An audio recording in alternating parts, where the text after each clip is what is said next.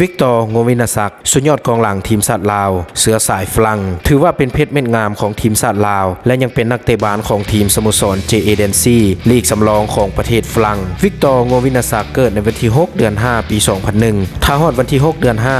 2024น้องวิกตอร์ โงวินาศักดิ์จะมีอายุ23ปีเต็มความสูง1เมตร73เซนติเมตรน้องวิกตอร์ โงวินาศักดิ์ยังถือ2สัญชาตินั่นก็คือสัญชาติลาวและสัญชาติฝรั่งตำแหน่งที่น้องถนัดแม่นตำแหน่งแบ็คขวาถือว่าเป็นตำแหน่งที่ทีมชาติลาวต้องการหลายที่สุดสไตล์การเล่นบาลของน้องวิกตอร์ โงวินาศักดิ์ถือว่าเป็นสไตล์ที่ดุดันพละกำลังก็ถือว่าจัดเต็มและยังมีแฮงแล่นเติมเกมให้กับหมู่ร่วมทีมขึ้นสุดลงสุดแบบสไตล์การเล่นบาลของนิโคลัส มิเกลสันนักเตะบาลทีมชาติไทยน้องวิกตอร์ โงวินาศักดิ์ก็ถือว่าเป็นคนหนึ่งที่ทุ่มเทให้กับทีมชาติลาวสุดๆสังเกตจากผลงานของน้องที่มาร่วมทีมชาติลาวลุยศึกแคนเบเรียซีเกมในปี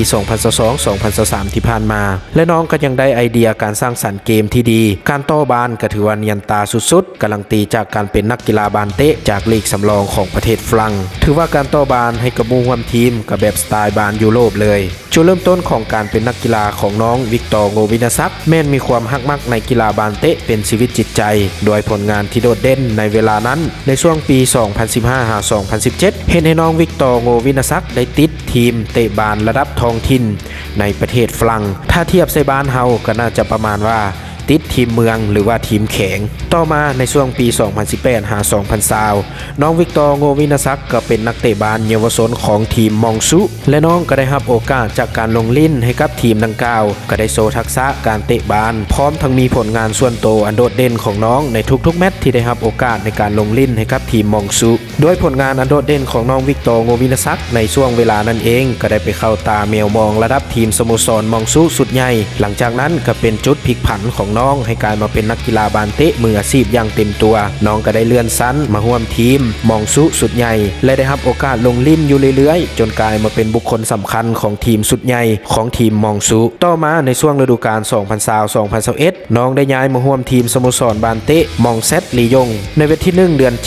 2020ได้พาทีมมองเซตลียงสร้างผลงานอยู่ในระดับปานกลางย้อนผลงานของน้องวิกตอร์ โงวินาศักดิ์ที่มีผลงานที่โดดเด่นดังกล่าวจึงเฮ็ดให้มีทางสโมสรหลายๆสโมสรจากประเทศฝรั่งและนอกประเทศอย่างประเทศอเมริกาได้ให้ความสนใจพร้อมทั้งเจรจาให้น้องวิกตอร์ โงวินาศักดิ์นั้นไปร่วมทีมในช่วงปี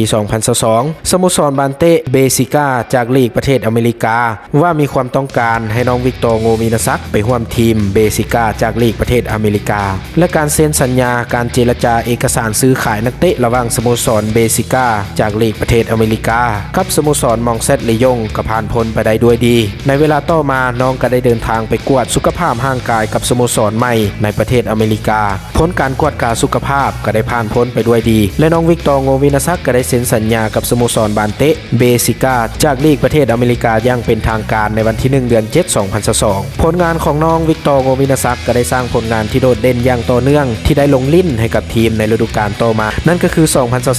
2023-2024 โดยผลงานส่วนตัวที่โดดเด่นของน้องวิกตอร์ โงวินาศักดิ์ในขณะนั้นก็ได้มีแมวมองในลีกประเทศฝรั่งอีกแล้วให้ความสนใจดึงตัวน้องมาร่วมทีมแต่น้องวิกตอร์ โงวินาศักดิ์ก็บ่ปิดโอกาสของตัวเองและบ่ปิดโอกาสความท้าทายใหม่ๆของตัวเองจึงได้ตัดสินใจมาร่วมทีมในลีกสำรองของประเทศฝรั่งนั่นก็คือทีม JA Dempsey เซ็นสัญญาในช่วงวันที่1 เดือน 12 2022 ที่ผ่านมาและในปัจจุบันนี้น้องก็ยังเป็นนักเตะบาลของทีมสโมสร JA Dempsey ในลีกสำรองของประเทศฝรั่งด้วยผลงานส่วนตัวของน้องที่โดดเด่นจึงเฮ็ดให้สหพันธ์บาลเตะแห่งประเทศลาวมีความสนใจให้น้องมาเสริมทัพทีมชาติลาวในรุ่นอายุบ่เกิน22 ปีหลังจากน้องได้รับข้อความเสนอจากทีมชาติลาวที่มีความสนใจให้น้องวิกตอร์ โงวินาศักดิ์มาร่วมทีมน้องวิกตอร์ โงวินาศักดิ์ก็บ่ได้ปิดโอกาสของตัวเองจึงได้โอ้ลมเกี่ยวกับข้อเสนอต่างๆจากสหพันธ์บาลเตะแห่งประเทศลาวและการเจรจานั้นก็บ่ผิดพลาดน้องวิกตอร์ก็ถือว่าเป็นเกียรติหลายและมีความภาคภูมิใจที่สุดที่ได้มาร่วมทีมชาติลาวในครั้งนี้